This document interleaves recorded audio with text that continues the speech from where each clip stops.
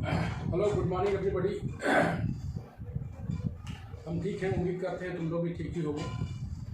चल रहा है अपना पढ़ाई, तुम लोग भी अपना थोड़ा थोड़ा पढ़ते रहो। और जस्ट लीनियर अलजेब्रा हम लोग का फिनिश होने वाला है। बहुत ही लंबा चैप्टर, पूरे 6 सेमेस्टर में सबसे ज़्यादा बड़ा चैप्टर, बड़ा किताब लीनियर अलजेब्रा खत्म।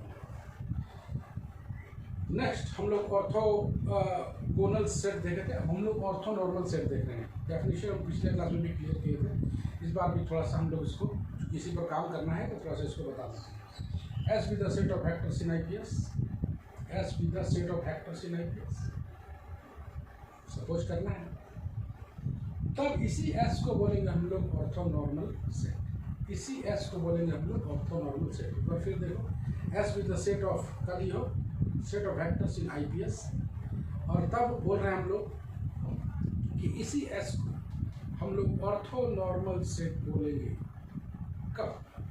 इफ बता रहा है कि अल्फा बिलोंग्स टू एस लेने से अल्फा कोई एस का एक एलिमेंट लिया और उसका नॉर्म अल्फा जो है वो यूनिटी होना चाहिए। मतलब distance between alpha and alpha equal to 1, distance between alpha and alpha equal to 1। तो पहला कंडीशन है कि एस का एक वेक्टर लिया अल्फा और अल्फा अल्फा का नॉर्म वो यूनिटी होना चाहिए। दूसरा, अल्फा बीटा कोई दो एलिमेंट लिया एस, अल्फा बीटा कोई दो एलिमेंट लिया एस, और अल्फा बीटा दो एलिमेंट लेने पर जहाँ पर alpha not equal to beta, तब डिस्टेंस बिटवीन अल्फा बीटा बराबर का हो जाएगा 0, मतलब अल्फा बीटा बराबर 0। तब उसी सेट एस को हम लोग बोलते हैं ऑर्थो नॉर्मल सेट। मतलब एक ऐसा सेट एस जिसे हम लोग ऑर्थो नॉर्मल सेट बोलेंगे अगर उसका उस एस का एक एलिमेंट लिया अल्फा, उस अल्फा अल्फा का डिस्टेंस यूनिटी हो जाए, मतलब नॉर्म अल्फा बराबर 1 हो जाए।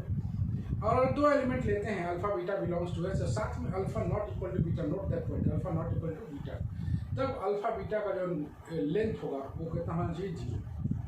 आगे बढ़ते हम लोग। In other words, A set S containing of mutually orthogonal unit vectors, A set S containing mutually orthogonal unit vectors, mutually orthogonal unit vectors is called ortho normal set. ये तो आता ही है, इसके अलावा एक एडिशनल कंडीशन यह है, ये तो हम लोग पढ़े थे ऑर्थोगोनल सेट पर भी, ऑर्थो नॉर्मल सेट की ये एक एडिशनल कंडीशन।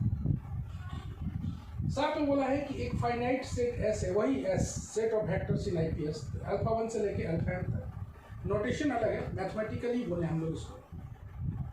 एक फाइनाइट सेट है जिसमें m एलिमेंट्स है एस का, उसी को बोल रहे हैं हम लोग ऑर्थो नॉर्मल। कब? जब अल्फा आई जे बराबर डेल आई जे लिखा जाए, नोटेशन अलग है, काम वही।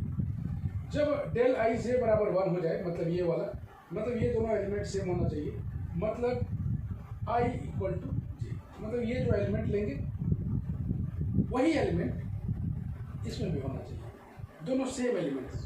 तब इस डेल आई जे का वैल्यू 1 है जब आई बराबर जे है। मतलब अगर हम लोग बोलें कि इसका हम लोग अल्फा 1 लेते हैं या अल्फा 2 लेते हैं, एग्जाम्पल के तौर पर अल्फा 2 लिया, मान लो अल्फा 2 बिलोंग्स टू एस लिया, दिस इम्प्लाइज नॉर्म अल्फा 2 बराबर 1 हो जाए, या बोलेंगे अल्फा 2 बराबर 1 हो जाए।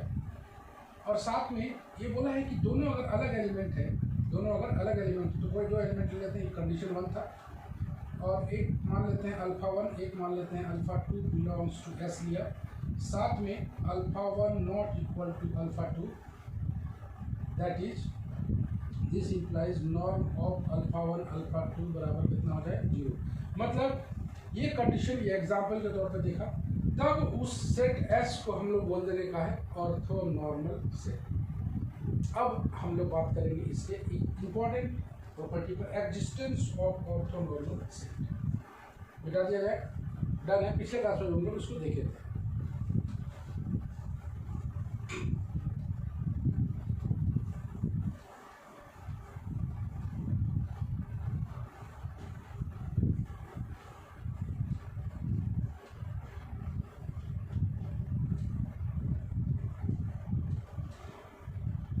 Existence of orthonormal set. Existence existence of orthonormal set. ये एग्जिस्टेंस कब होता है?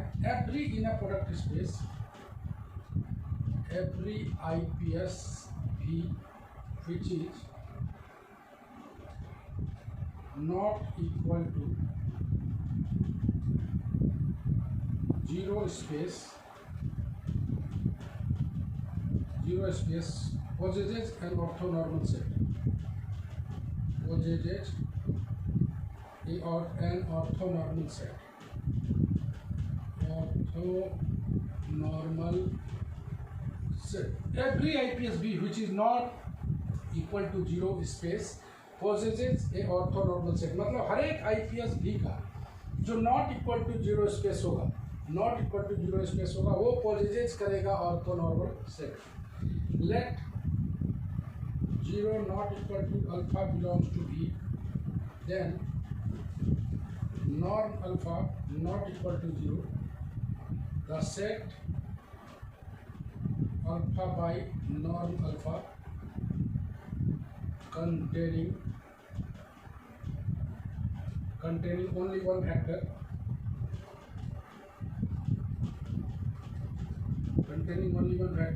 is necessarily an orthonormal set. बात बोलना चाहता है कि जीरो कोई not equal to alpha belongs to भी है, मतलब भी का ऐसा एलिमेंट अल्फा जो नॉट इक्वल टू जीरो हो. बोला है ना, not equal to zero subspace, not equal to zero space, then इसका norm alpha obviously not equal to zero होगा. तो एक सेट ऐसा है alpha by norm alpha containing only one factor is necessarily an orthonormal set. We have थोड़ा सा और देख लेते हैं हम लोग. Alpha by norm alpha, alpha by norm alpha बराबर 1 बाई नॉर्म अल्फा. ये बाहर आएगा, ये आ जाएगा अल्फा बाई नॉर्म अल्फा.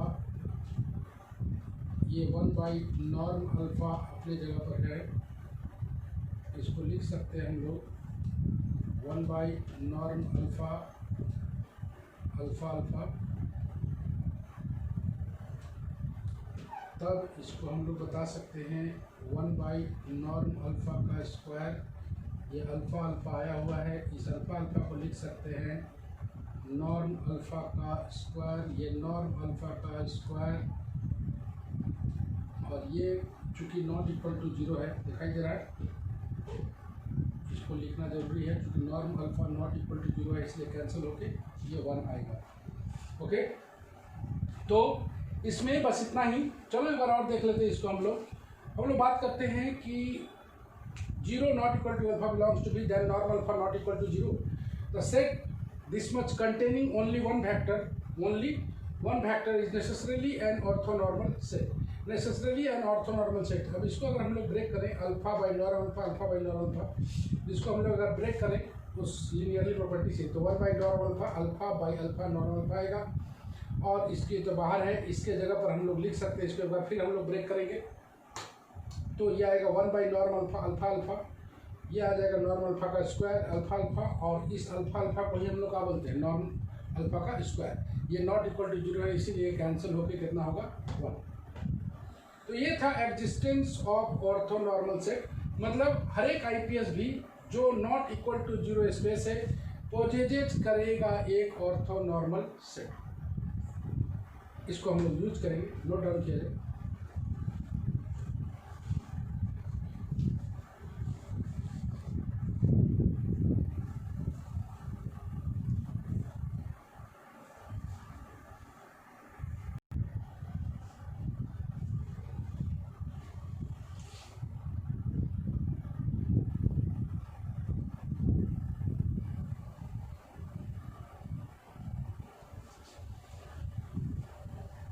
चलो हम लोग देखते हैं थोड़ा सा. एक थ्योरम है जो कि इंपॉर्टेंट थ्योरम है, VBI है, तो थोड़ा सा इसको हम लोग देख लेते हैं. सिमिलर टाइप का है जैसे उसमें था. तो लेट S बराबर अल्फा 1 से लेके अल्फा m तक एक ऑर्थोनॉर्मल सेट दिया हुआ है. जैसे ऑर्थोनॉर्मल सेट का बात आता है, एक चीज दिमाग में जरूर आता है कि इस एस का कोई एक एलिमेंट अगर हम लोग लेते हैं, मान लिया जाए वो अल्फा 1 लेते हैं, तो अल्फा 1 का जो नॉर्म होगा वो 1 होगा। और इसका सेकंड कंडीशन था कि इसका दो एलिमेंट लेते हैं, अल्फा 1 अल्फा 2, तब उन दोनों का जो डिस्टेंस था, obviously alpha 1 not equal to alpha 2, उस केस में उसका जो डिस्टेंस था वो 0 होता था। तो हम लोग देखते हैं कि अब और साथ में एक कंडीशन तो ये दिया हुआ है, एस बराबर अल्फा 1 से लेकर अल्फा तक बिना orthonormal set of vectors in IPS भी क्लियर है। नेक्स्ट बोला है कि अगर कोई वेक्टर बीटा है in the linear span of S, मतलब beta belongs to L S, then beta बराबर इतना प्रूफ करना है, बीटा बराबर इतना प्रूफ करना है। तो हम लोग सीखे थे, यहीं से लेकर आगे बढ़ते हैं, beta belongs to L S. Since beta belongs to L S, तो हम लोग बीटा को एक्सप्रेस कर सकते हैं linear combination of vectors in V. Beta belongs to LS, therefore beta can be expressed as a linear combination of the vectors in S. With the vectors in S, मतलब beta is a linear combination of the finite number of element of S. ऐसे ही कहते हैं हम लोग linear span में। अगर LS का कोई एलिमेंट बीटा है तो बीटा को हम लोग एक्सप्रेस कर सकते हैं linear combination of the finite number of element in vectors in S. Okay, तो बीटा को हम लोग C1 कहाँ तक, S का कितना एलिमेंट है M, तो इसमें M स्केलर से एग्जिस्ट करेगा, तो हम लोग बीटा को लिख पाएंगे C1 alpha 1, C2 alpha 2 dot dot dot Cm alpha M। अगर उसको समेशन में लिखना चाहें तो Cj अल्फा j बराबर 1 से लेके M। यहाँ तक कोई तकलीफ, यहाँ तक जैसे बनाए थे वैसे ही तो बना रहे। तब हमें इस Cj का वैल्यू डालना है, हमें इस Cj का वैल्यू डालना है। कहने का मतलब है कि हमें एक ऐसा फार्मूला निकलना चाहिए जिसमें से हम लोग C1 C2 dot dot dot Cm का वैल्यू पुट कर सकें, या समेशन में बोले तो Cj का वैल्यू पुट कर सकें। फिर एक बार हमें इस बीटा के स्थान पर, इस बीटा बराबर जो वैल्यू दिया हुआ है उसके स्थान पर C1 C2 से लेकर Cm का वैल्यू को पुट करना है। अगर वैल्यू हम लोग पुट कर पाए दैट्स ओके, या उसे समेशन के ऊपर पुट कर पाए। अगर इसको पुट करें तो ऐसे, और इसको पुट करें तो Cj का वैल्यू पुट करें। हम लोग लेके चलेंगे for each k line between 1 से m, for each k line between 1 से m, बीटा अल्फा k का वैल्यू हम लोग निकालना चाहते हैं। बीटा अल्फा k, तो बीटा का वैल्यू को डाल दिया जाए इसमें, तो बीटा का वैल्यू क्या दिखाई दे रहा है, Cj अल्फा j वैल्यू डाल दिया सिंपली, बीटा का वैल्यू ये अल्फा k अपनी जगह पर है। इसे अगर हम लोग ब्रेक करते तो ब्रेक कैसे करते, ये Cj आउट निकलेगा, Cj अल्फा के हम लोग पहले भी देखे थे, लीनियरली प्रॉपर्टी से इसको हम लोग ब्रेक करके लाते हैं, मतलब Cj बाहर निकल गया, अल्फा j अल्फा के बाय लीनियरली प्रॉपर्टी। अब इसका वैल्यू हम लोग जानते हैं, C अल्फा j अल्फा के का वैल्यू, ये जितना सेम वेक्टर्स होगा सबका वैल्यू 0 हो जाएगा और डिफरेंट वाला वैल्यू वो बचेगा। तो अल्फा j अल्फा के S is the orthonormal set, इसलिए ये वापस लिख लेते हैं हम लोग डेल्टा के रूप में फॉर द कन्वीनियंस। हम लोग पहले भी देखे थे, क्रॉनिकल डेल्टा के रूप में इसे लिखते हैं डेल्टा JK, इसका वैल्यू लिख दिया। अब इसका वैल्यू एक करके हम लोग डाल देंगे, तो इसका वैल्यू आएगा summing with respect to j, तो डेल अल्फा डेल JK का वैल्यू 1 होगा जब j इक्वल टू k, मतलब बराबर वाला वैल्यू जो आएगा, इसको जो हम लोग ब्रेक करते तो कौन सा वैल्यू कैसे ब्रेक करते इसको इधर यहाँ समझ लो। इसको अगर हम लोग ब्रेक करते तो कैसे करते, C1 अल्फा 1 अल्फा k आ गया plus C2 alpha 2 alpha k, इस तरह से आएगा, डॉट डॉट डॉट कहीं कहीं चलते चलते यह आएगा CK alpha k alpha k, इस तरह से आएगा।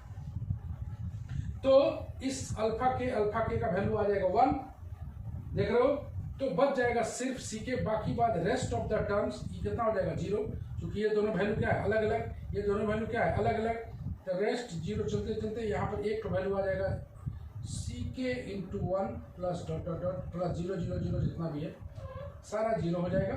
अब बचेगा सिर्फ इसका क्या है CK, तो इसको जब समेशन हटाएंगे, समेशन का वैल्यू निकालेंगे तो कितना बचेगा, सी। किसका वैल्यू निकाला है, बीटा अल्फा के। कोई दिक्कत, दो ही चीज तो दिया हुआ था, एस एक ऑर्थोनॉर्मल सेट दिया हुआ था आईपीएस में, और एक वेक्टर बीटा जो है वो एलएस का एलिमेंट, तो एलएस के एलिमेंट से बीटा को हम लोग तुरंत लिख लेंगे इस तरह से, और इसमें सीजे का वैल्यू डालना है, बस इतना ही हम लोग। इसके लिए बीटा अल्फा के का वैल्यू निकालते हैं हम लोग, बीटा का वैल्यू को पुट करते हैं यहाँ से, इसको हम लोग लीनियरली प्रॉपर्टी से ब्रेक करते हैं, तो सीजे इसके बाहर आ जाता है, अल्फा जे अल्फा के बचता है। और उसके बाद हम लोग एस चूंकि ऑर्थोनॉर्मल सेट दिया हुआ है, तो जितना सेम एलिमेंट है उसका वैल्यू 1 आएगा, बाकी बात का वैल्यू कितना आ जाएगा, 0। यहाँ पर डेल्टा जेके के रूप में दिखाया गया है, अच्छा लगेगा देखने में। डेल्टा जेके का वैल्यू 1 है अगर जे इक्वल टू के, और बराबर 0 होगा जब जे नॉट इक्वल टू के, इसलिए बीटा अल्फा के का वैल्यू कितना आ गया है, सी के।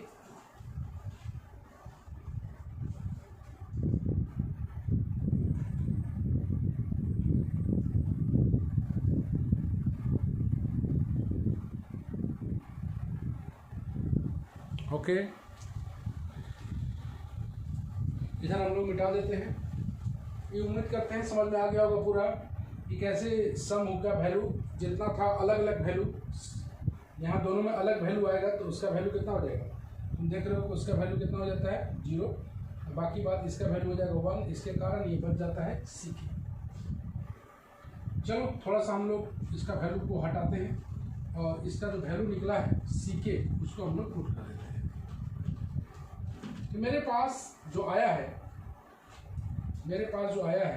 बीटा अल्फा के का जो वैल्यू आया है वह क्या गया है, सी के। कितना गया है, सी के। इसका मतलब यहाँ से अगर हम लोग वैल्यू निकालना चाहें, C1 का वैल्यू आ जाएगा बीटा अल्फा 1, C2 यह आ जाएगा बीटा अल्फा 2, इस तरह से वैल्यू आएगा। डॉट डॉट डॉट करते रहते, अगर हम लोग सीजे का वैल्यू निकालें, सीजे तो आ जाएगा बीटा अल्फा के। सीजे का वैल्यू कितना आएगा, बीटा अल्फा के। इस सीजे का वैल्यू को अगर हम लोग डाल दें, ये इक्वेशन नंबर 1 बना लेते हैं हम लोग बीटा को। तो फ्रॉम 1 लिख के बीटा बराबर जे बराबर 1 से लेके m, सीजे का वैल्यू अगर डालें हम लोग तो कितना आएगा, बीटा अल्फा के, और बाहर में आ जाएगा अल्फा। यहाँ जो वैल्यू आएगा वही वैल्यू यहाँ लिखते हैं, देख रहे हो, यहाँ अल्फा के है, यहाँ भी आ जाएगा अल्फा। यही तुम्हारा, ओके, नोट डाउन किया जाए।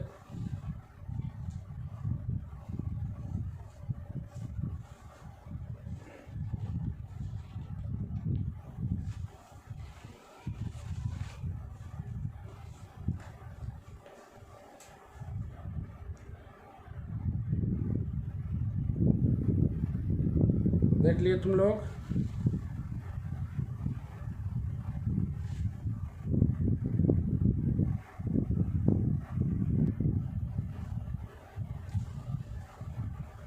चलो हम लोग एक और थ्योरम को देखते हैं। और ये थ्योरम जो है ना, सिमिलर दिखता जरूर है लेकिन थोड़ा सा अलग है।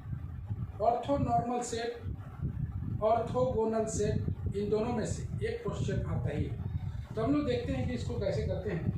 Any orthonormal set of vectors, मतलब कोई orthonormal set of vectors in IPS वो लीनियरली इंडिपेंडेंट हो।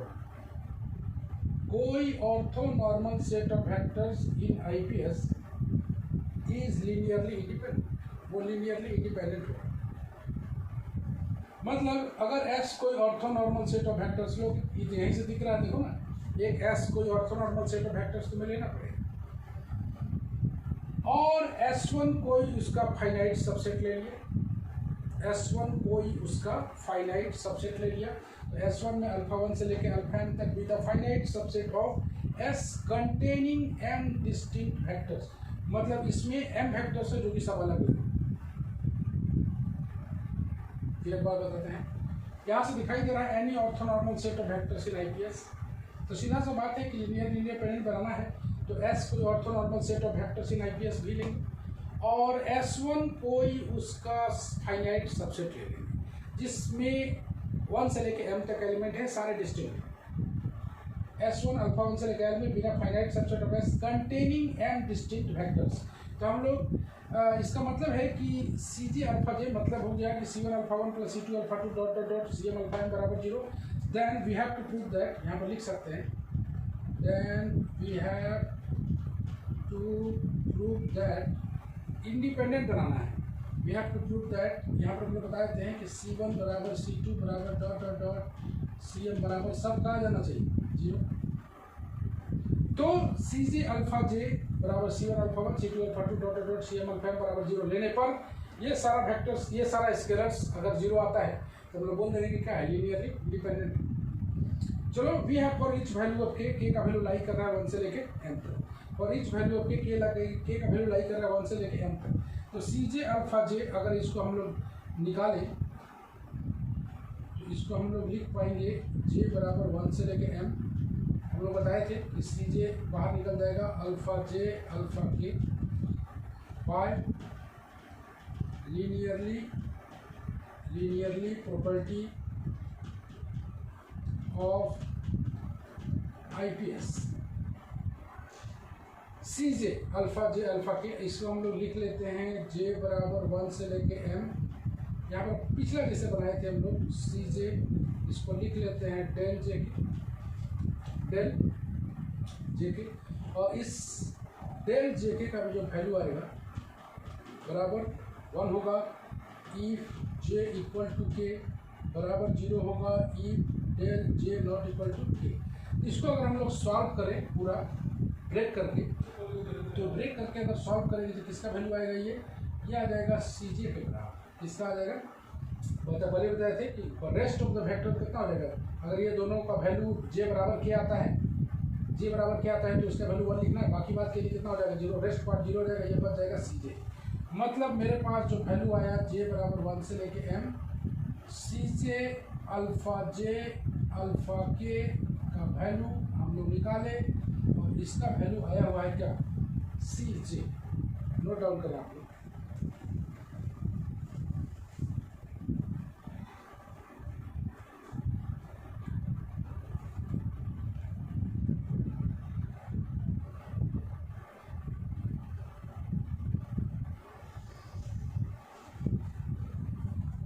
यहाँ पर j बराबर k है तो यहाँ पर हम लोग k लिख लेते हैं। ओके, तो हम लोग मिटाते हैं इसको। उम्मीद करते हैं समझ में आ गया वो पूरा, देख लो अच्छा से। j बराबर k के लिए हम लोग ck लिख लिया, मतलब इसका जो वैल्यू आया वो ck के बराबर आया। अगर हम लोग इसको 0 साबित कर दें तो ck बराबर 0 आ जाएगा, मतलब सारा कांस्टेंट, सारा जो स्केलर है उसका वैल्यू 0 आ जाएगा। मिटा देते हैं यहाँ से हम लोग।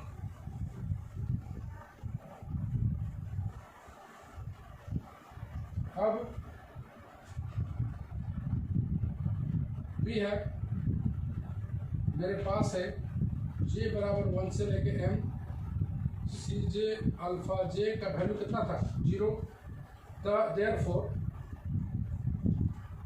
हम लोग आगे चलते हैं और यहाँ पर j बराबर 1 से लेके m, CJ alpha j alpha k का वैल्यू जो आया वो कितना आ जाएगा 0 वेक्टर है, इसका वैल्यू 0 पुट कर दिया, 0 अल्फा k और इसका वैल्यू कितना आ जाएगा 0 स्केलर। ये याद रखना 0 वेक्टर वाला है और ये याद रखना है 0 स्केलर है।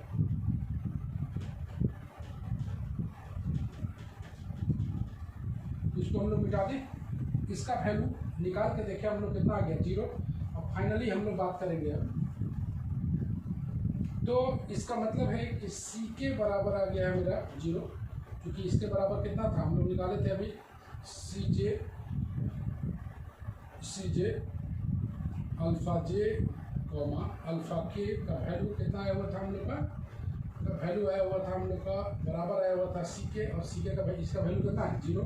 मतलब फाइनली आ गया ck मतलब C1 बराबर 0 बराबर C2 बराबर C3 dot dot dot CM, सारा वैल्यू आ गया है 0।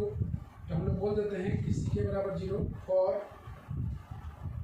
ईच k लाइन बिटवीन 1 से लेके m तक। Then finally the set S1 is linearly independent, thus thus every finite subset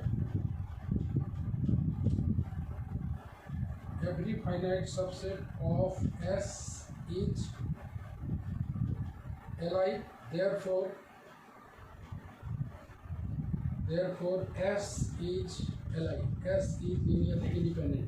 मतलब कहीं भी अगर लीनियर अलजेब्रा में अगर उस सेट को हम लोग लीनियरली इंडिपेंडेंट दिखाना है तो उसका कोई फाइनाइट सबसेट लेके अगर उस फाइनाइट सबसेट को हम लोग लीनियरली इंडिपेंडेंट शो कर देते हैं तो वो एस भी लीनियरली इंडिपेंडेंट हो जाता है। ये लीनियरली इंडिपेंडेंट में हम लोग थ्योरम भी पढ़े थे। फाइनली लास्ट में हम लोग यही देखें कि हम लोग सी जे अल्फा के अल्फा जे अल्फा के का वैल्यू निकालते हैं। इसका वैल्यू जो आया था 0 और इसका वैल्यू 0 पुट करेंगे। ये जीरो वेक्टर है। 0 अल्फा के 0 अगर कोई वेक्टर रहता है तो फाइनली उसका जो डिस्टेंस रहता है वो कितना आता है 0 स्केलर के रूप में, क्योंकि डिस्टेंस है। तो सी जे अल्फा के बराबर सी के बराबर 0, तो इसका मतलब ऐसे समझो, या फिर फॉर ईच के लाइन बिटवीन 1 to m ऐसे समझो। और फाइनली हम लोग बोले कि S1 लीनियरली इंडिपेंडेंट होगा तब, चूंकि S1 सबसेट है S का, वो लीनियरली इंडिपेंडेंट है तो S भी लीनियरली इंडिपेंडेंट होगा। ये दो बड़ा थ्योरम इंपॉर्टेंट नोट डाउन किया जाए।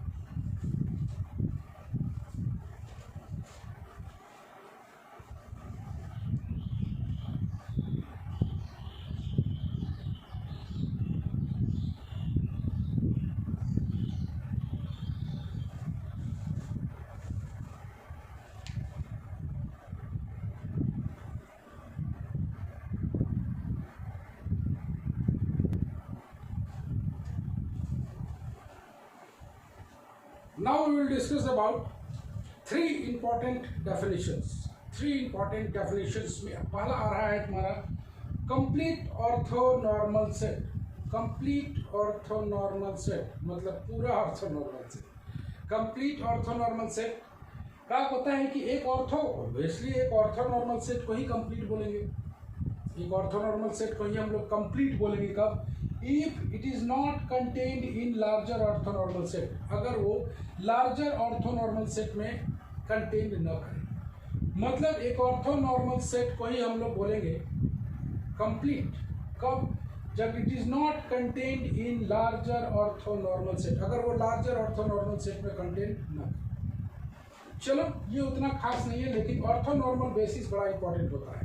ऑर्थोनॉर्मल बेसिस वो बोलता है ऑब्वियसली एक बेसिस को ही ऑर्थोनॉर्मल बोलेंगे। तो बेसिस किसका? तो आईपीएस का। ए basis of IPS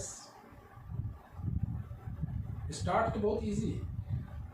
basis of IPS को ही हम लोग ऑर्थोनॉर्मल बेसिस बोलेंगे जब वो कंटेन करेगा म्यूचुअली ऑर्थोगोनल यूनिट वेक्टर्स को।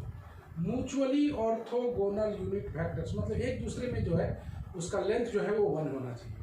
वो कंटेन करेगा orthogonal mutually orthogonal unit vectors is called orthonormal basis. फिर एक बार देखो, एक बेसिस ऑफ आईपीएस को ही हम लोग बोलेंगे क्या? Orthogonal basis. कब?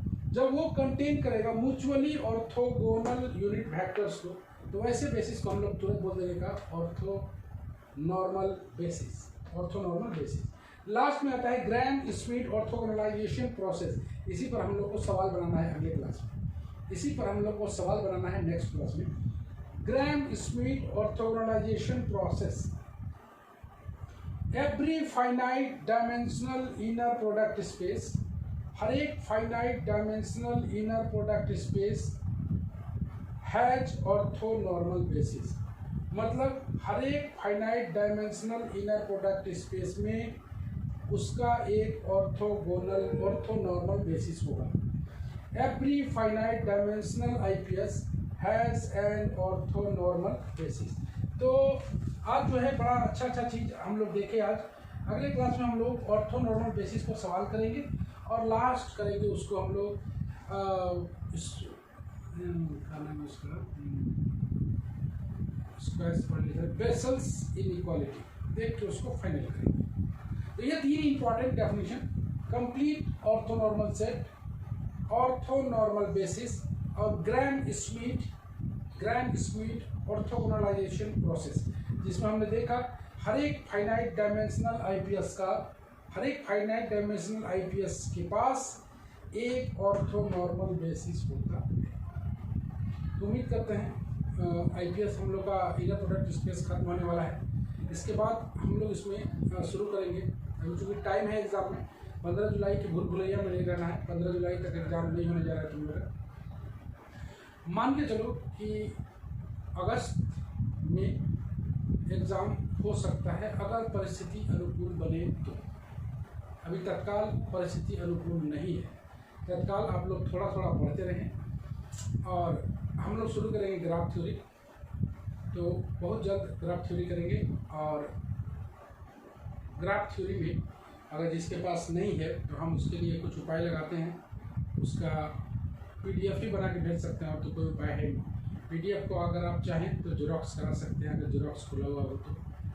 नहीं तो पीडीएफ से ही पढ़ाई करें और आज जो पढ़ाए उसको ज़रूर नोट करके उसको रिवीजन करें और अगले क्लास में हम इस पर बात करेंगे। नेक्स्ट ग्रीन स्पीड और ऑर्थोगोनालाइजेशन प्रोसेस पर सवाल बात करेंगे जो कि बेहद इंटरेस्टिंग होने वाला है। Okay, bye bye, be safe.